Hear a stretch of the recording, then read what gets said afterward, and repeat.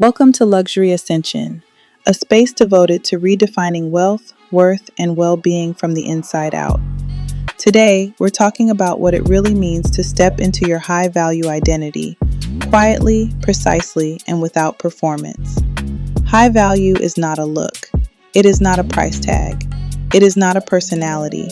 It is not a voice you force. High value is a frequency you live in, a standard you embody, a decision you repeat until it becomes your default. And the reason so many people struggle to become high value is because they treat identity like a mood. They wait to feel confident. They wait to feel ready. They wait to feel healed. But identity is not built in perfect moments. It is built in ordinary ones. In the way you speak to yourself when no one is listening. In the way you move through your morning. In the way you respond when you're disappointed. In the way you keep your word to yourself. A high-value identity is not something you claim once. It is something you practice. And if you're in a season where you can feel yourself outgrowing your old self, if you can feel your standards rising, your tolerance shrinking, your spirit demanding more, this message is for you. Because stepping into your high-value identity is not about becoming someone else. It is about returning to who you were always meant to be. Let's start here. A lot of people confuse high value with high maintenance. They confuse it with being hard to access, hard to please, hard to understand. But high value is not hardness. High value is clarity. High value is self-respect. High value is emotional regulation. High value is discernment. It is the ability to choose your life on purpose. And that means the work is not cosmetic. It is internal. It is nervous system. It is discipline. It is standards. Because you can upgrade your wardrobe and still tolerate chaos. You can curate your aesthetic and still abandon yourself. You can look composed and still be desperate for validation. So today, we're not talking about appearances. We're talking about identity architecture, the internal structure that holds your life, the structure that determines what you allow, what you attract, what you normalize, what you settle for, and what you refuse. Your high-value identity begins the moment you stop negotiating with your own standards. Not the standards you perform, the standards you live. The standards that shape your choices even when no one is watching. Because the truth is, your life is always responding to what you tolerate. If you tolerate inconsistency, you will live in instability. If you tolerate disrespect, you will live in disappointment. If you tolerate your own self-abandonment, you will live in a quiet resentment that you can't name. High value is the end of that. It is the moment you decide, I will no longer betray myself to keep the peace.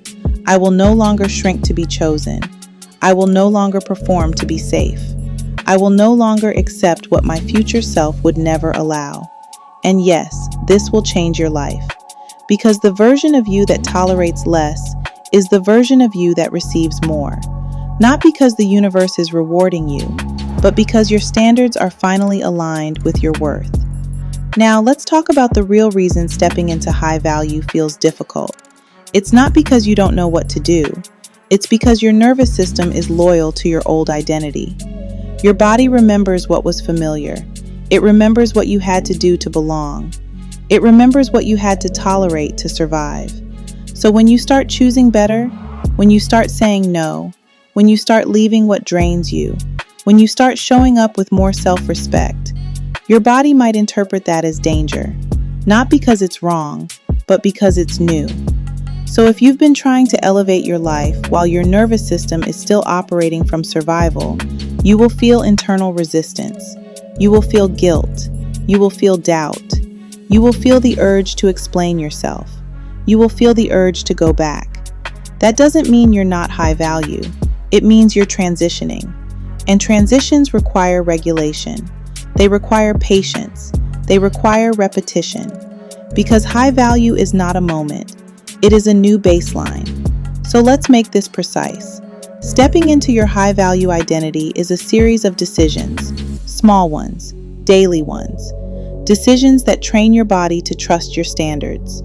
And I want to give you a few of the most powerful shifts. The first shift is this: stop auditioning. High value people do not audition for spaces that cannot hold them. They do not over-explain their needs. They do not bargain for basic respect. They do not chase clarity. They do not chase consistency. They do not chase commitment. They observe. They discern. They decide. And if something is not aligned, they do not turn that into a personal failure. They simply redirect. Because high-value identity is not built on being chosen. It is built on choosing. Choosing your environment, choosing your habits, choosing your relationships, choosing your schedule, choosing your self-talk, choosing your standards. The second shift is this: move like you have time.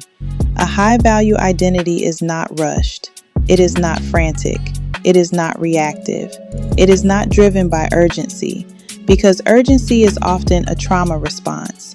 It is the nervous system saying, if I don't do it now, I will lose it. But high value is rooted. It is steady. It is composed. It is the ability to pause before you respond, to breathe before you decide, to move through your day with intention. This is why luxury is not just aesthetic. Luxury is pace. Luxury is spaciousness. Luxury is nervous system safety. So if you want to step into your high-value identity, start with your pace. Slow down your movements. Slow down your speech. Slow down your consumption. Stop flooding your mind with noise. Stop overbooking your time. Stop treating your life like a race you're trying to win.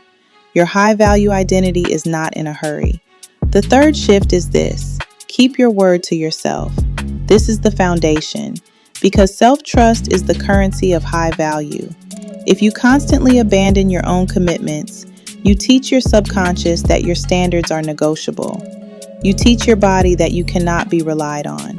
And then you wonder why you feel unstable. So start small. Choose one promise you can keep. One. Maybe it's waking up at the same time. Maybe it's drinking water before coffee. Maybe it's a 10-minute reset each evening. Maybe it's leaving your phone out of your bed. Maybe it's a daily walk. Whatever it is, make it realistic, then keep it. Not for productivity, for identity. Because every time you keep your word to yourself, you are telling your nervous system, I am safe with me. And that safety becomes confidence. Not loud confidence, quiet confidence. The kind that doesn't need to prove. The fourth shift is this: stop entertaining low standards out of loneliness. This is where many people lose themselves. They accept inconsistency because they don't want to be alone. They accept mixed signals because they don't want to start over.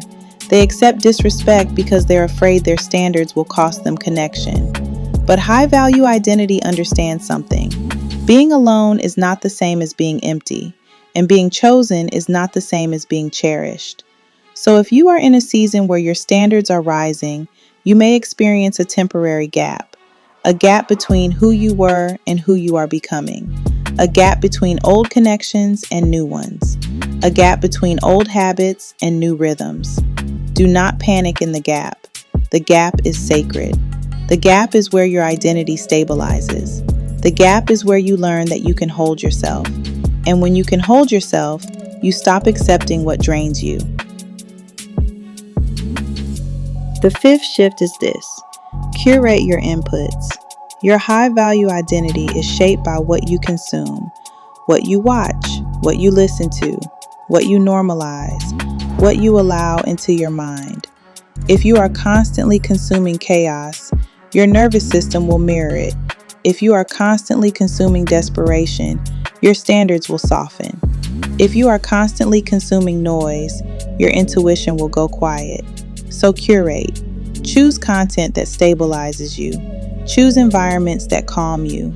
Choose music that returns you to yourself. Choose visuals that remind you of your future.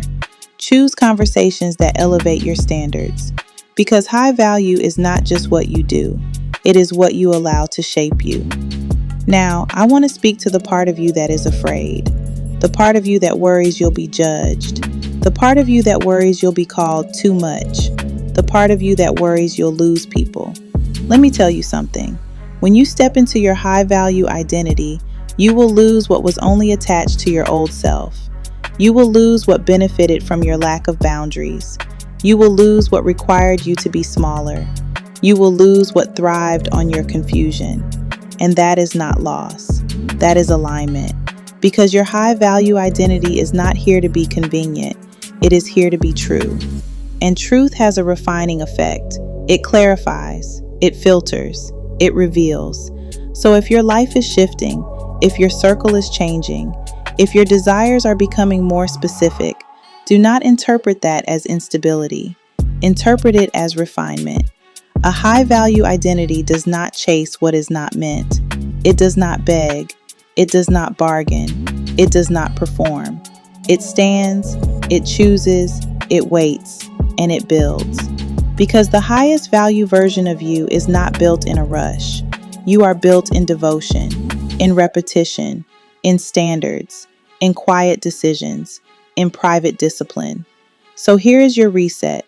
If you want to step into your high value identity, ask yourself this: what would the highest value version of me tolerate today? What would I decline? What would I protect? What would I prioritize? How would I speak to myself? How would I move through my morning? How would I respond to disappointment? How would I treat my body? How would I treat my time? Then choose one thing, one decision, one boundary, one standard, and practice it, not once, until it becomes normal. Because that is how identity changes, not through dramatic declarations, through consistent embodiment. And if you've been waiting for permission to become the version of you that feels more composed, more intentional, more discerning, this is it. You do not need to prove your worth. You need to protect it. You need to live like it. You need to stop negotiating with your own standards. Because you are not becoming high value. You are remembering. You are returning.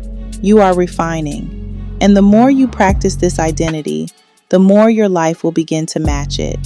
If this message resonates with you, tell me in the comments what standard you're raising this week. And as always, let's redefine luxury, one intentional choice at a time.